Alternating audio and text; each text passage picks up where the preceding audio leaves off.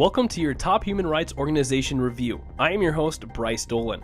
Today we're going to cover several different human rights organizations, but we are going to cover 5 different topics. Now first we begin in Australia with Amnesty International. Recently in Australia, the government has reported that the refugee detention center on Manus Island will be closed. Anna Neistat, the Senior Director of Research for Amnesty International, is calling on the government to answer for their actions by taking these innocent people in after cruel and inhumane treatment. Now recently in 2013, a team from Amnesty International visited Manus Island. They found patterns of deliberate abuse at the hands of the Australian government. Neistat was quoted saying, "The Australian government must be held accountable for the many years of harm it has inflicted upon people seeking its protection, as well as shoulder its share of responsibility and treat people seeking asylum fairly." Now, I feel like that is only a fair statement for a country who has held a group of people who have only peacefully been seeking a place to rebuild their lives. They stuck them in these prison camps, essentially. So I feel like it's only fair for one, the Australian government to close down the detention centers, which they are doing. But two, now it is time to take charge, to take action, to invite those refugees into your country where they are trying to get to in the first place, and reach out and really help these people. Now with these next few articles, they're both found on the Human Rights Watch website. Now first, the Indonesian president Joko Widodo, also known as Jokowi, failed to address a particular issue in his State of the Nation address: human rights. Now apparently there is a number of human rights issues that Jokowi could have addressed. First, the laws that victimize the country's religious minorities. Now although Indonesia claims to have freedom of religion, Sunni Muslim militants are killing religious minorities, and the government has made no attempt to put a stop to it.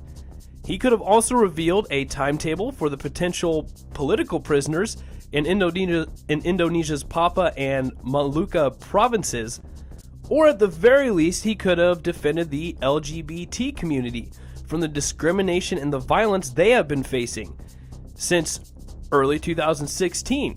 The government in early 2016 began to campaign and spouted hateful rhetoric towards the LGBT community, only to inspire violence against them. Now, Jokowi could have even indicated a possible change to the government's radical, wrong-headed death penalty for drug traffickers and suspected drug traffickers, but he chose not to mention a single issue. Now, last year in 2015, he, in his State of the Nation address, claimed that the government would create a reconciliation committee to address past human rights abuses over the past 50 years. Sounds pretty great to me, doesn't it to you? Well, anybody has yet to see any progress from these for these past abuses. So, no apparent action towards this claim, and he now appointed a former General Wiranto as security chief.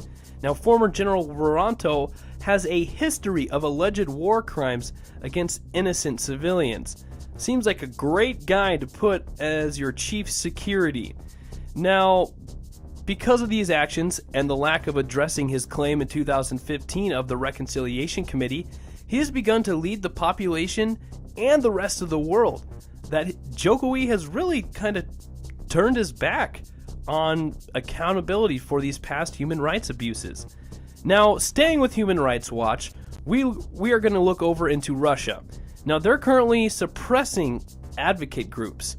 In 2012, Russia's parliament adopted a law that required all non-governmental organizations, otherwise known as NGOs, to register as foreign agents. Now, they were required to register as foreign agents with the Ministry of Justice if they engage in political activity and receive foreign funding. Well, the definition of political activity under the law is actually pretty broad and vague, and it actually could extend to all aspects of advocate and human rights work. Now, at first, the law required all respective NGOs to request the ministry to be registered, and legal consequences were implied if failure to do so. So they didn't say it was a requirement, but you're going to get in trouble if you don't. Now, there is little doubt that this law is meant to demonize advocacy groups. Russia's human rights groups have boycotted the law, calling it unjust and slanderous.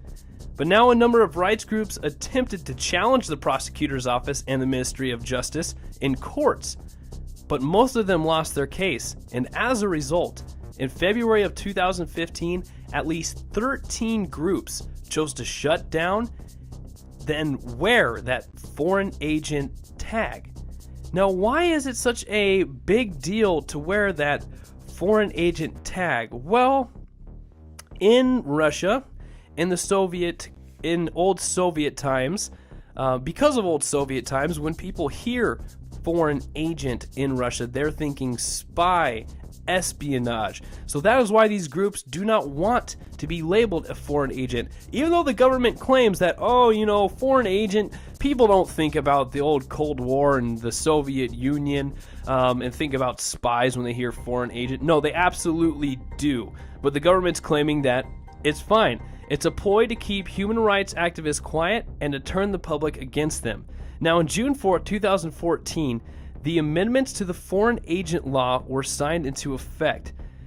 This made the new foreign agent law outrageous, ladies and gentlemen. It allowed the Ministry of Justice to register independent groups as foreign agents without their consent.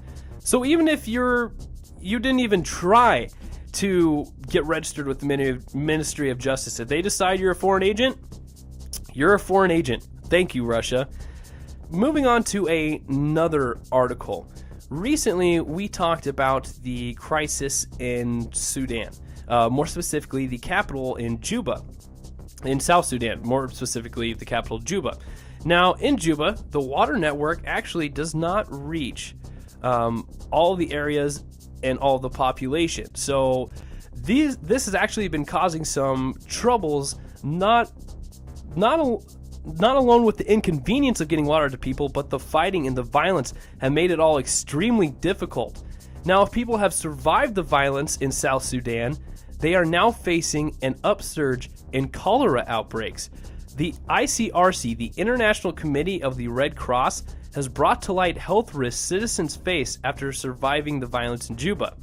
Now, while violence and getting killed in the major gun battles taking place in Juba is a huge threat and a major threat, disease and infection are also threatening the lives of those refugees. Now in Juba, since the water network doesn't reach the entire population, they rely on commercial tankers to deliver water to these areas. But because of the violence and the lack of security, some areas are difficult to access and the water supplies have become irregular.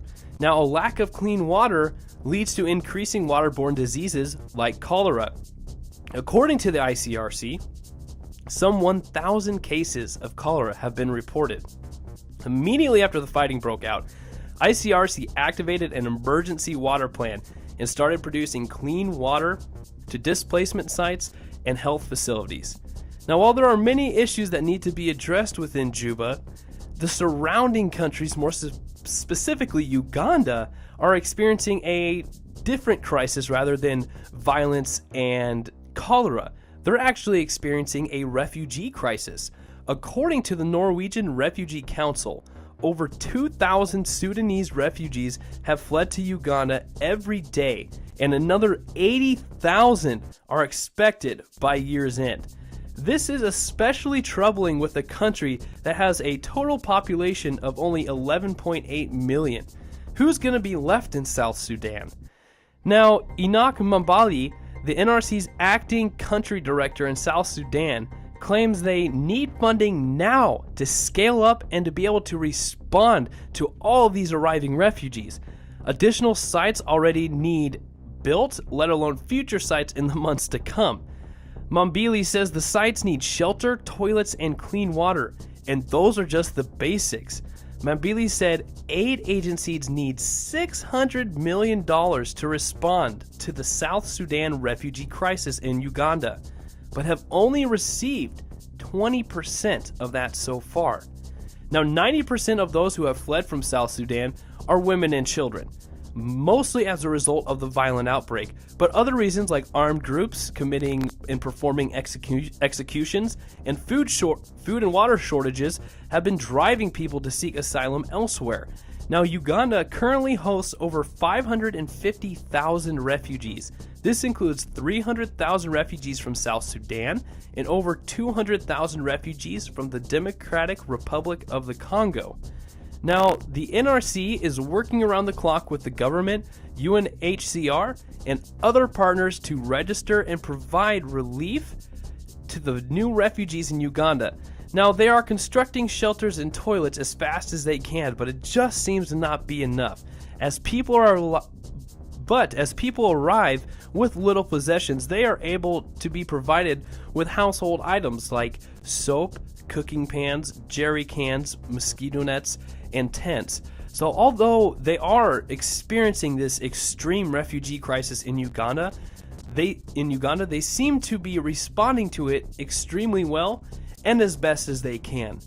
Well, thank you everybody. This has been your top human rights organizations review. I am your host, Bryce Dolan. If you want a link to any of these articles, you can find all of the links below in the description. Make sure you subscribe to our YouTube channel, give us a like on Facebook, or follow us on Twitter. But until then, I'll see you next time.